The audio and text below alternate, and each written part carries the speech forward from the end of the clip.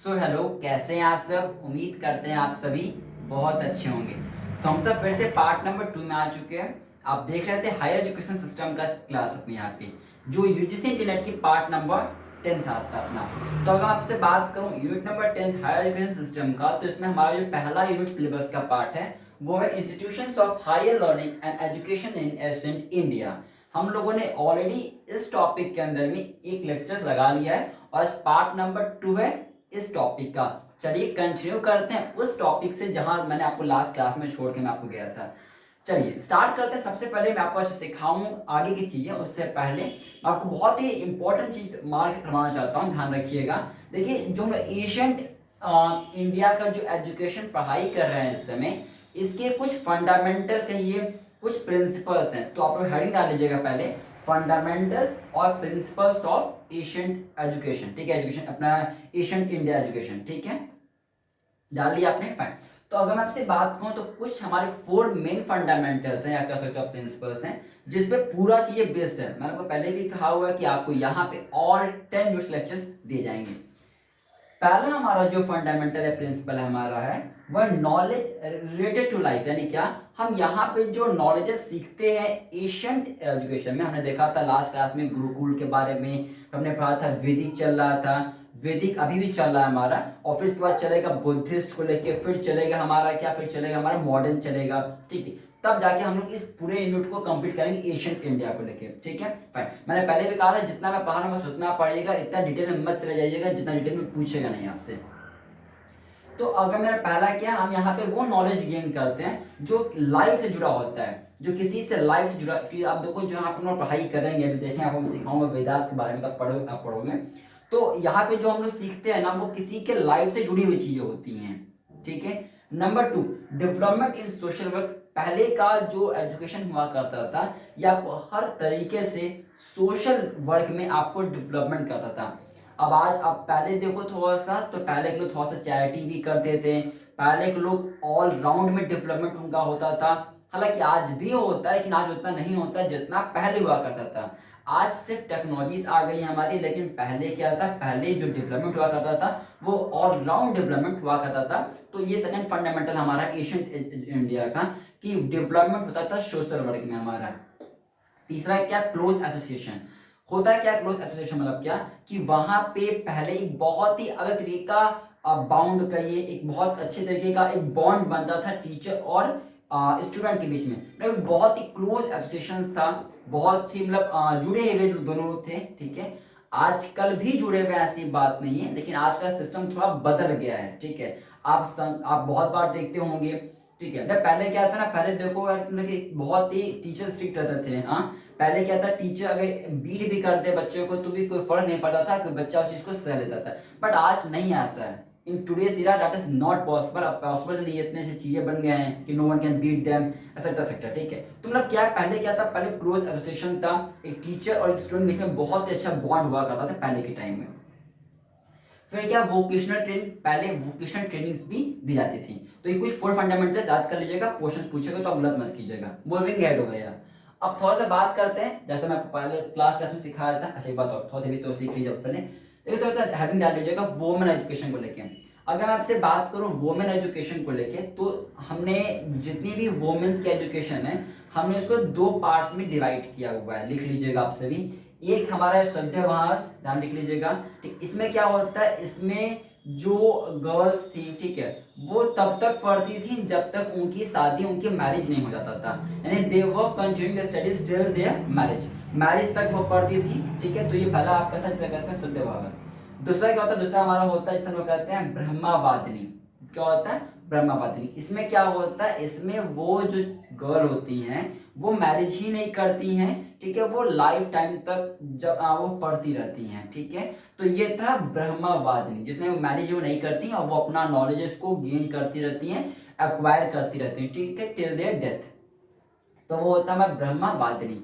तो ये बात समझ में आपको आ गया, तो लिख लीजिएगा इंपॉर्टेंट डाल के ना। एक बात ध्यान रखिए, देखिए जो भी गर्ल, ठीक है, जो भी कोई गर्ल्स या जो भी लड़कियां जो पूरा नॉलेजेस को गेन कर लेती थी, उनको हम लोग गार्गी कहते थे, गार्गियोमेट्री कहते थे, ठीक है, फाइन। आगे बढ़ते हैं यहाँ पे। अब आते हैं यहाँ पे वेदास को लेके हमारे यहाँ। वेदास को लिखिए। देखिए जितना मैं पढ़ा रहा हूं बस उतना ही पढ़िएगा, बस उतना सफिशिएंट है, मोर देन। या फिर एक क्वेश्चन आएगा यहाँ से एशियंट इंडिया में। अब एशियंट इंडिया में हमने एक पार्ट पहले लगा दिया, आज पार्ट नंबर 2 है। जितना पढ़ा बस उतना पढ़िए, ठीक है। 2 मार्क्स का क्वेश्चन, एक क्वेश्चन आएगा यहाँ से, एक क्वेश्चन आएगा 2 मार्क्स का।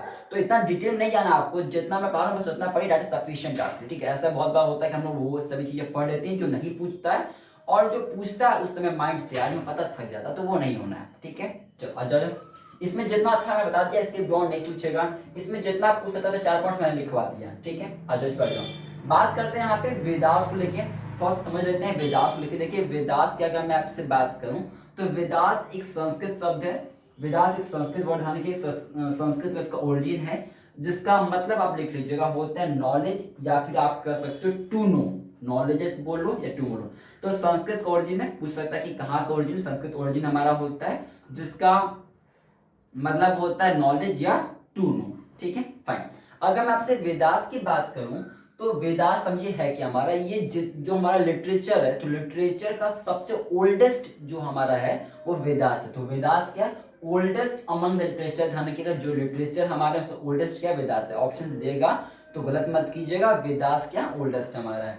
नंबर 2 क्या, ये original source of philosophy in ancient India. हम एशियंट इंडिया की बात कर रहे हैं, हमारा टॉपिक हम जो इस समय पढ़ रहे हैं वो एशियंट इंडिया का है। तो जो ओरिजिनल सोर्स है ना फिलोसफी का, आपका जो ओरिजिनल सोर्स आपका होता है वो वेदास होता है। तो वेदास क्या, ये ओरिजिनल सोर्स है फिलोसफी का एशियंट इंडिया में। आगे बात करें आपसे तो जो हमारा इंडियन कल्चर है ना, तो हमने इंडियन कल्चर के जो वेदास है हमने इसको 4 वेदास में बांटा, आप जानते ही होंगे। तो जो भी हमारा इंडियन कल्चर का चीज है, हमारा इंडियन कल्चर हमारा, हमने इसको 4 पार्ट्स में क्या किया है, डिवाइड किया है। हम इन 4 पार्ट्स को वेदास बोलते हैं। क्या बोलते हैं, वेदास बोलते हैं। कौन कौन से हमारे 4 वेदास हमारे, कौन कौन से हमारा एक पहला है जिसे हम लोग कहते हैं ऋग्वेदा।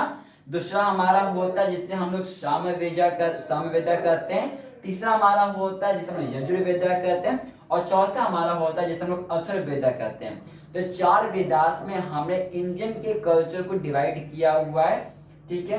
ये 4 मैंने यहाँ पे नाम लिख दिया। देखिए जब इन चारों वेदास को हम लोग मिला देते हैं ना, एक साथ कर देते हैं, तो हम इन्हें बोलते हैं चतुर्वेदा। क्या बोलते हैं, चतुर्वेदा।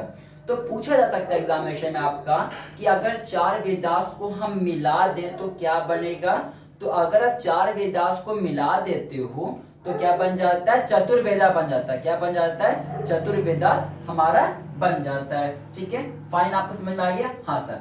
थोड़ा सा और बात आपसे हम कर लेते हैं यहाँ पे, देखिएगा। देखिए जो मेरा वेदास है ना, हमने हर वेदा को, जो हमारे वेदा है हमारे, तो हमने हर वेदास को क्या किया है, हमने हर वेदास को 4 मेजर टाइप्स में या मेजर पोजीशंस में डिवाइड किया हुआ है। जैसे आप जानते हो हमारे 4 वेदास हैं, एक ऋग्वेदा है, एक सामवेद है, एक यजुर्वेदा है, एक अथर्ववेदा हमारा होता है। तो हमने हर वेदास को, इन हर एक वेदास को हमने 4 पार्ट्स में डिवाइड किया हुआ है। हर वेदास को समझते हैं कि आगे हर वेदास को हमने 4 पार्ट्स में कैसे डिवाइड किया है, और इन 4 के बेसिस पे आपको क्लासिफिकेशन करना होता है ऋग, श्याम, यजुर और अथर्ववेद में। हम लोग ऋग्वेदा, श्याम, यजुर और अथर्ववेदा के बारे में नेक्स्ट क्लास यानी पार्ट नंबर 3 में कंप्लीट पूरा पढ़ लेंगे। ये लेक्चर्स लगाएंगे, बाकी ज्यादा नहीं करेंगे। इस पे 10-15 मिनट की क्लास बनाएंगे, उसमें हम आपके लिए, और इसमें जो मोटा मोटा होगा हम वो पढ़ेंगे। मैंने कहा ना एक क्वेश्चन आएगा, अब इतना लास्ट क्लास में क्लास पढ़ा, अभी पढ़ रहे हैं, तो उतना ही पढ़ेंगे जितना इंपॉर्टेंट हमारे लिए। तो इसमें कौन सी चीज आपको सिर्फ याद करना है, जो की पॉइंट्स है, जो क्वेश्चन बन चुका है या बन सकता है, मैं वो कवर कर दूंगा पार्ट नंबर 3 में इन वेदास को। मैं फिलहाल भी यहाँ पर डिस्कस नहीं कर रहा हूँ आपसे। तो मैंने आपको इतना बताया कि 4 वेदास को चतुर्वेदा कहते हैं, और हर वेदास को हमने 4 पार्ट्स में डिवाइड किया हुआ है। कौन कौन से 4 टाइप्स है हमारे, या कौन कौन से 4 पोर्शन हमारे, देखिए पहला क्या हमारा, पहला हमारा समित्यास है। पहला कौन सा हमारा, पहला हमारा लिखा गया समित्यास, ध्यान रखिएगा। अब देखिए समितास में क्या आता है हमारा, तो समितास में हमारा क्या क्या चीज आता है, इसके अंदर में हमारा आता है मंत्रास, जो मंत्र होते हैं वो आता है हमारा हंस आता है हमारा, ठीक है ध्यान रखिएगा। प्रेयर्स आता है हमारा, और बेनिडिक्शंस आता है, बेनिडिक्शंस, ठीक है। तो ये हमारे चीज आती है समितास के अंदर में। मैंने फिर से कह देता हूँ, ये 4 वेदास को 4 पार्ट्स में डिवाइड किया। 4 पार्ट्स में पहला पार्ट हमारा कौन सा है, वो समितास है। क्या क्या उसके अंदर आता है, मंत्र आता है, हंस आता है हमारा, प्रेयर्स आता है और बेनिडिक्शंस हमारा आता है, ठीक है हाँ सर। नंबर 2 जो हमारा आता है वो हमारा होता है आर्यघास। क्या होता है, आर्यघास। अब देखो इसमें क्या होता है, तो अगर हम अपने आर्यनाकाश की बात करें तो इसके अंदर में हमारी फिलॉसफी आती है। क्या आती है? फिलॉसफी, यानी जो हम लोग रिचुअल सेक्रीफाइस किए हुए हैं ना, उसका जो फिलॉसफी हमारा होता है वो हमारा आता है कहाँ पे? आर्यनाकाश में, ध्यान रखिएगा। ठीक है, हाँ सर। तीसरा जो हमारा पार्ट होता है जिसे हम लोग कहते हैं ब्रह्मांश। क्या कहते हैं? ब्रह्मांश। इसमें क्या आता है? इसके अंदर में जो वेदास है ना, उसकी कमेंट्री जो बताया गया पूरा आपका, तो वो हमारा कहाँ पे? वो ब्रह्मणास में, ध्यान रखिएगा। ठीक है, फाइन। जो चौथा हमारा टाइप में जिसको हमने इसको डिवाइड किया हुआ है वो हमारा उपनिषद हमारे यहाँ पे। ठीक है, उसमें क्या आता है आपका? उसमें टीचर और स्टूडेंट के बीच में जो बातचीत हुई है वो चीजें आपको देखने को मिलता है कहाँ पे? चौथे वाले पार्ट में हमारा। पॉइंट क्लियर हमारा? Fine sir. नाउ इतना ही रखेंगे आज इस लेक्चर को। पार्ट नंबर 3 में जब आपसे मिलूंगा तो मैं डिस्कस करूंगा इन वेदास के बारे में। देखिए ऋग वेदा, श्याम वेदा, अथर्ववेदा और ये जो अथर्ववेदा है, मैंने इसको क्रॉस कॉर्डर में लिख दिया। पहले आपका ऋग वेदा ही आया था, फिर आपका श्याम वेदा आया हुआ है आपका, फिर यजुर्वेदा आपका आया हुआ है, और चौथा हमारा अथर्ववेदा आया हुआ है। जो सबसे ओल्डेस्ट हमारा होता है वो हमारा ऋग वेदा होता है। ठीक है, ध्यान रखिएगा। थोड़ा सा आप लोग कुछ और सीख समझ लीजिएगा। देखिए जो हमारा टीचिंग होता है ना, जो हमारा टीचिंग होता है, तो इसमें जो आप कह सकते हो जो हमारा जो मेन सोर्स है, ठीक है, मैं पढ़ाया था कि हमारा जो सबसे पहला कौन सा है? वो ओरली था। हम लोग जो वैदिक पढ़ रहे हैं, जो हम लोग वेदास पढ़ रहे हैं, ये किस फॉर्म में था? ये पूरा वैदिक आपका ओरली फॉर्म में ही है। ठीक है, जहां ओरली में चीजों को सुनते हैं, ठीक है, और फिर चिंता करते हैं, सोचते समझते हैं आखिर क्या है क्या चीज नहीं। मैं आपको पढ़ाया लास्ट क्लास में, इफ यू रिमेंबर, कि हमारा जो एजुकेशन है हमारा, उसके 3 डायमेंशन हमारे थे।